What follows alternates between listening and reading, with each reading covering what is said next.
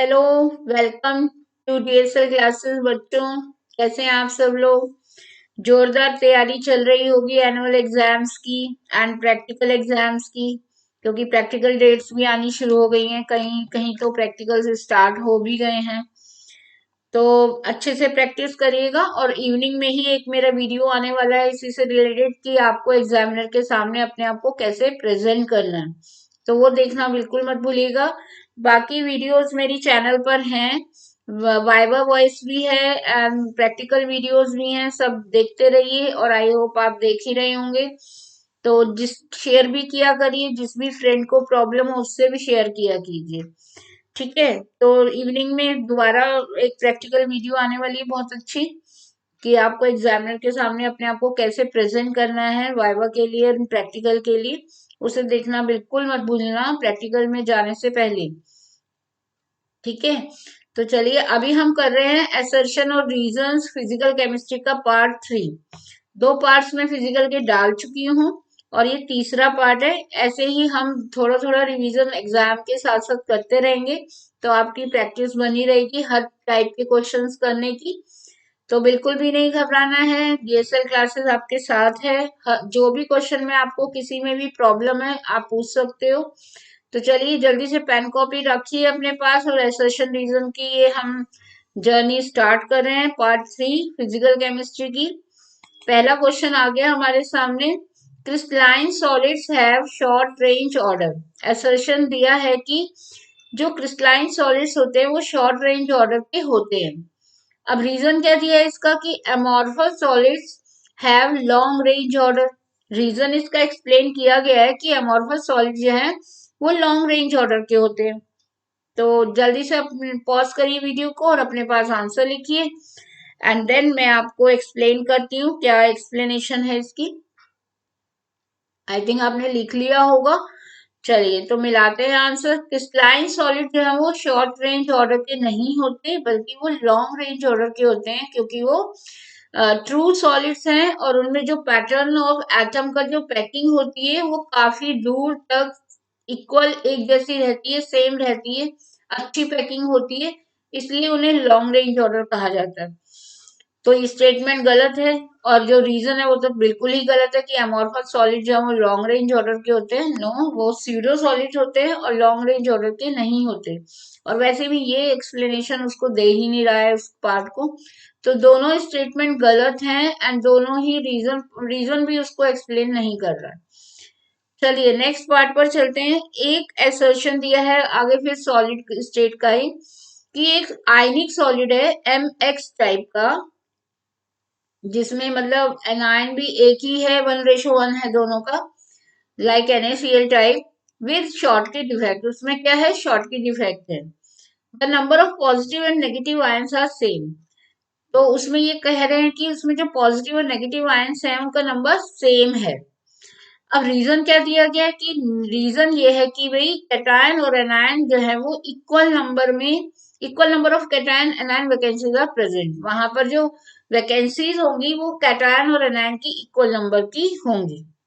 इसलिए मतलब reason explain कर रहे हैं कि पॉजिटिव और नेगेटिव आयंस भी सेम रहेंगे उसमें। तो अगेन पॉज द वीडियो, रोक दीजिए और जल्दी से अपना आंसर सोचिए एंड देन टैली करिए मेरे साथ। तो कर लिया होगा आपने आई थिंक। एक्सप्लेन करते हैं। असर्शन में क्या कहा गया है कि शॉर्टकी डिफेक्ट है उस क्रिस्टल में, आयनिक सॉलिड में, और उसमें जो पॉजिटिव और नेगेटिव आयंस है उनका नंबर सेम है। तो नेचुरली शॉर्टकी डिफेक्ट में हमेशा पॉजिटिव नेगेटिव आयन का नंबर 1:1 में हमेशा फिक्स सेम रहता है। एंड रीजन जो एक्सप्लेन किया है वो भी बिल्कुल करेक्ट है इसका एक्सप्लेनेशन, क्योंकि इक्वल नंबर हुई वैकेंसीज का, कैटायन और एनायन की वैकेंसीज ही वहां पर प्रेजेंट है। जितने कैटायंस वहां से गायब हुए होंगे उतने ही एनायंस भी गायब हुए हैं।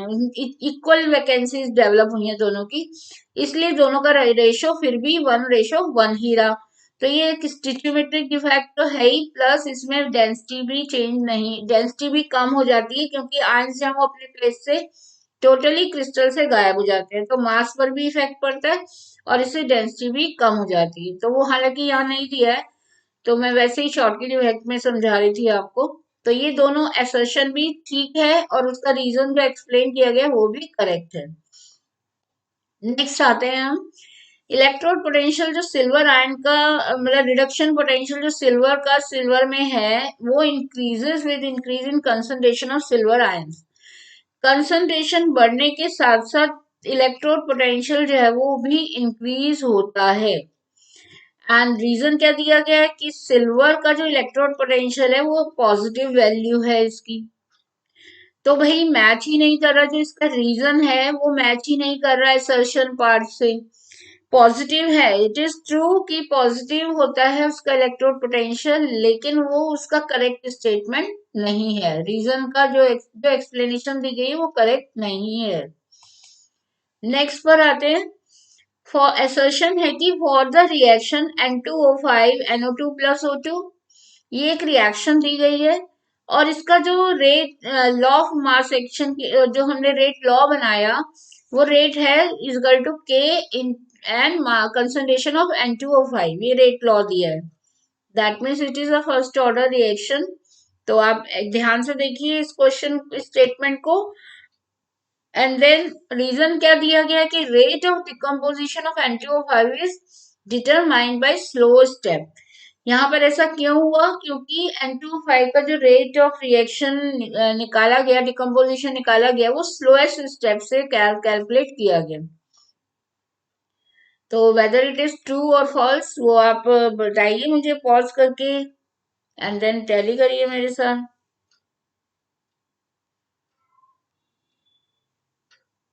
आई थिंक आपने कर लिया होगा, लिख लिया होगा। तो assertion is a true statement, क्योंकि ये रिएक्शन एक्चुअल में दो स्टेप में रिएक्शन होती है। पहला स्टेप इसका स्लो स्टेप होता है और दूसरा जो है वो फास्ट स्टेप है। पहले स्टेप से ही इसको कैलकुलेट किया गया है, रेट लॉ को बनाया गया है। तो वो क्योंकि स्लो स्टेप था और स्लो स्टेप हमेशा रेट डिटरमाइनिंग स्टेप होता है, तो असर्शन इज ट्रू, करेक्ट है। और जो उसका रीजन दिया है वो भी ट्रू है, क्योंकि स्लो स्टेप से ही हमेशा जो है रेट ऑफ रिएक्शन डिकम्पोजिशन निकाला जाता है। तो दोनों ही जो है वो ठीक है स्टेटमेंट्स एंड वो उसको करेक्टली एक्सप्लेन भी कर रहा है।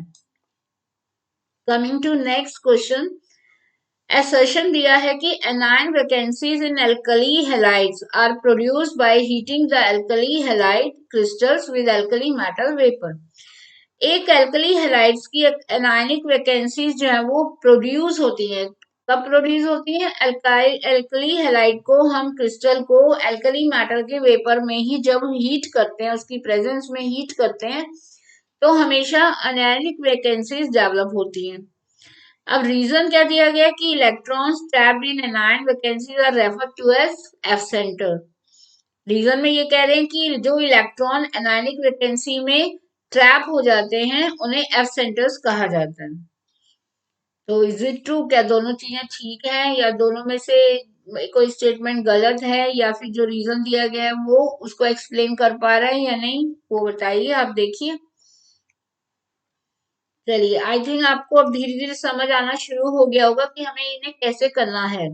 हमें दोनों स्टेटमेंट को अलग अलग ऑब्जर्व करना है। पहली बात कि उनको देखना है कि वो ट्रू है या नहीं। एंड तीसरा ये देखना है कि जो रीजन उसको एक्सप्लेन करने के लिए लिखा गया है क्या वो उसको एक्सप्लेन कर पा रहा है या नहीं। तो पहले सेपरेटली देख लेना चाहिए कि क्या दोनों चीजें ठीक हैं। एनायनिक वैकेंसीज जो है वही होती हैं जब एल्कली हेलाइड को उसी एल्कली मेटल के वेपर में हीट किया जाता है। तो it is true, sodium chloride को सोडियम की वेपर्स में जब हीट करेंगे तो एनायनिक वैकेंसी डेवलप होगी, जिन्हें हम लेटर ऑन एफ सेंटर्स कहते हैं। रीजन जो एक्सप्लेन किया गया वो अपने आप में एक करेक्ट स्टेटमेंट है कि इलेक्ट्रॉन जो उनमें ट्रैप हो जाते हैं उन्हें हम एफ सेंटर्स कहते हैं। दिस इज ऑल्सो ट्रू, लेकिन ये रीजन जो है वो इस असर्शन को एक्सप्लेन नहीं कर रहा है।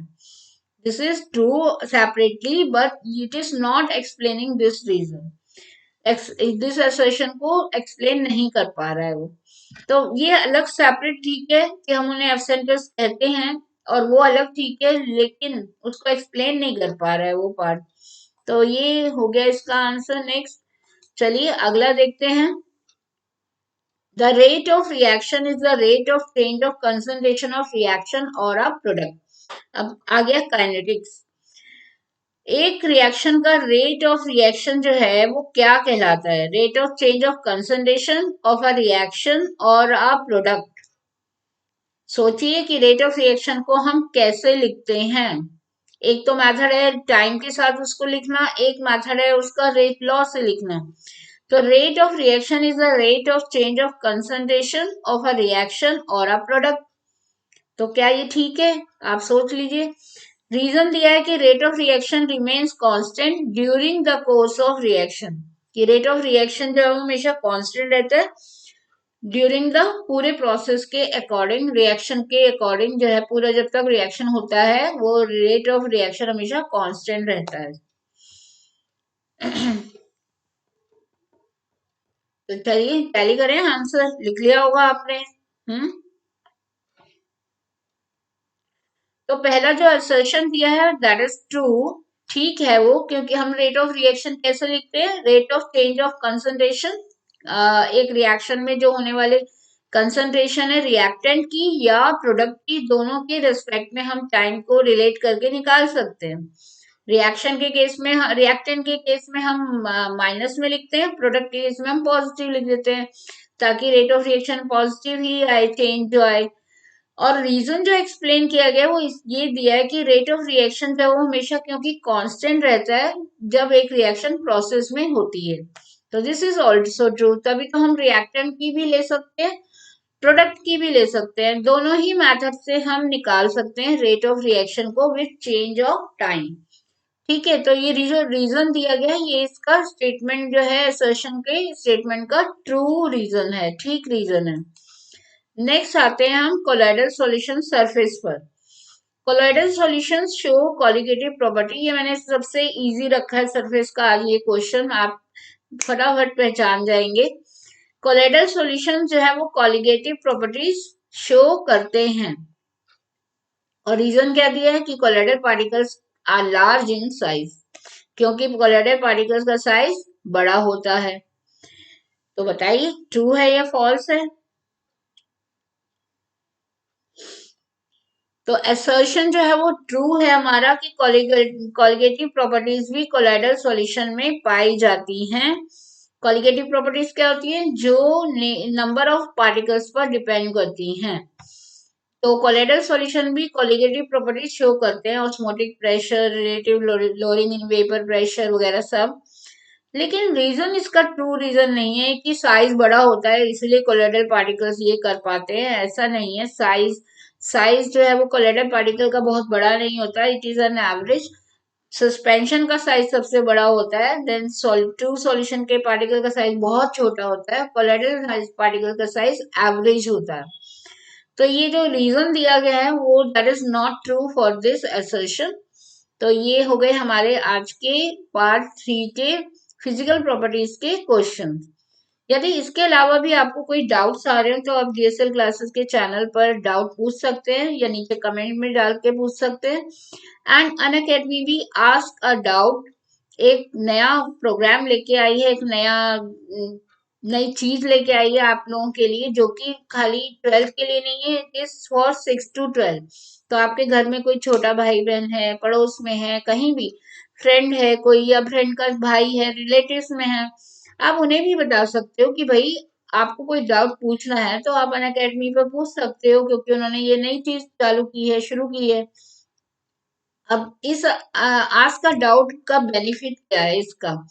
इसमें आप बहुत सारे जितने भी आप चाहें डाउट पूछ सकते हैं, लेकिन एक बार में एक ही पूछेंगे, लेकिन आप अनलिमिटेड पूछ सकते हैं, कभी भी पूछ सकते हैं, किसी भी टाइम पूछ सकते हैं, और आपको आंसर बिल्कुल सही मैच करके मिलेगा, बिल्कुल ठीक होगा। और इसकी आपको हाई क्वालिटी वीडियो मिलने वाली है इंग्लिश में या हिंदी में, जिसमें आप चाहेंगे लाखों, आप मतलब कितने भी क्वेश्चन पूछ सकते हो, कोई गिनती ही नहीं है, और तुरंत आंसर मिलने वाला है इसको। आप इसे होमवर्क के लिए भी यूज कर सकते हैं कि कहीं भी आपको असाइनमेंट वगैरह में कोई प्रॉब्लम आ रही है, then you can use that part, है ना। तो how to ask a doubt, कैसे पूछना है इसे, प्रोसेस क्या है इसका। तो पहले क्या करना है आपको? सबसे पहले तो अनअकैडमी की ऐप डाउनलोड करनी है, उसके बिना तो काम भैया चलेगा नहीं।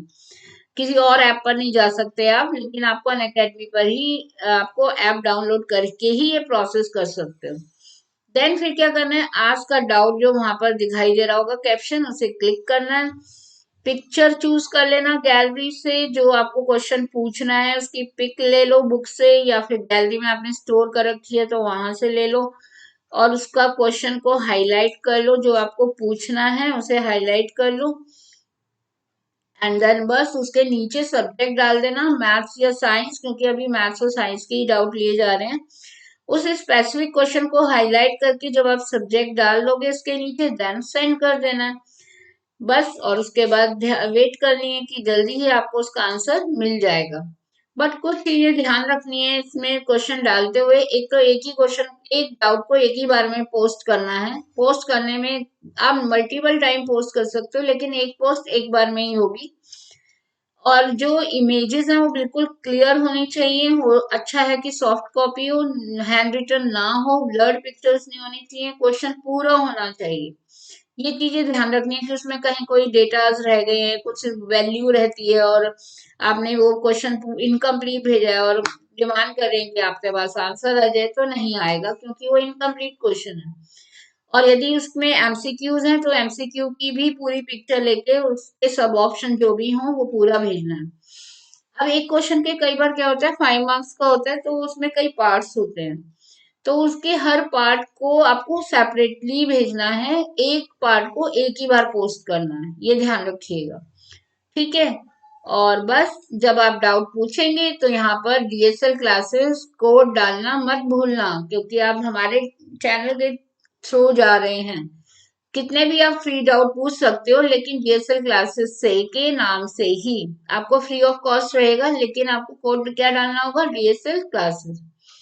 ठीक है, तभी आपको वो फ्री मिलेगा। एंड इसके अलावा यदि आप फरवरी में ये सिर्फ फरवरी के लिए है कि यदि आप अनअकैडमी प्लस और आइकॉनिक सब्सक्रिप्शन लेना चाहते हो अनअकैडमी का, तो आपको फरवरी में ही यदि आप लेते हो तो 10% का डिस्काउंट भी डीएसएल क्लासेस के कोड से मिल जाएगा। तो यदि आपको सब्सक्रिप्शन लेना है तो भी, और यदि आपको कोई भी स्पेशल क्लास अनकोड करने हैं तो भी, आपको क्या याद रखना है, डीएसएल क्लासेस इनवाइट कोड याद रखना है फॉर अनअकैडमी। ठीक है, तो चलिए मिलते हैं नेक्स्ट वीडियो में फिर। और ऑर्गेनिक केमिस्ट्री की अभी तो सीरीज है ये, और पार्ट्स आते रहेंगे और हम प्रैक्टिस करते रहेंगे इन क्वेश्चंस की। मिलते हैं नेक्स्ट वीडियो में, टिल देन बाय।